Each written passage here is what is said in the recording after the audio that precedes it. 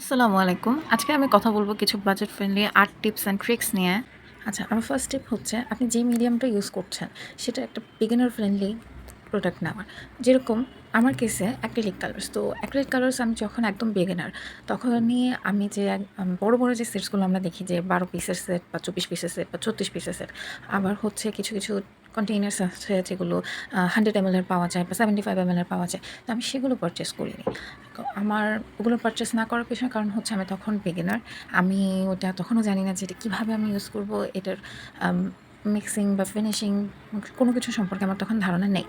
তো what I did was যে আমি ১ম এই বিগিনার ফ্রেন্ডলি একটা আম বক্স নেই। সেটার টিপ হচ্ছে ব্যাকগ্রাউন্ড। আপনি বাজেট ফ্রেন্ডলির জন্য যেটা করতে পারেন সেটা হচ্ছে কিছু এই ধরনের প্রম্পটস যেগুলো আগে থেকে হয়তো আপনার ঘরে আছে। হয়তোবা কোনো ধরনের ডিজাইনার ক্যান্ডেল আপনার কাছে আছে। অথবা হতে পারে যে কোনো ধরনের কালার প্যালেট অথবা কালার ব্রাশেস। তো আপনি এই জিনিসগুলো যদি আশেপাশে রেখে দেন, মানে আপনি যখন কাজ করছেন, ভিডিওটা করতেছেন, আশেপাশে যদি আপনি ওগুলোও রাখেন, জায়গাটা একটুখানি দেখতে মানে একটু সুন্দর লাগবে।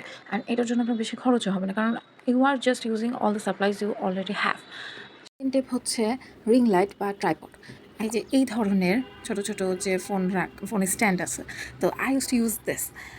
ওইটা ছাড়া আরেকটা হচ্ছে যে টেপের মধ্যে আমি আমার ফোন বসায় দিতাম এবং রেকর্ড করতাম। আর রিং লাইট বা মনে করেন আলোর সোর্সের জন্য সবথেকে বেটার, অলওয়েজ সবথেকে বেটার হচ্ছে সানলাইট। এর থেকে বেটার কোনো কিছু হতে পারে না। So I used to wait for the perfect Sunlight.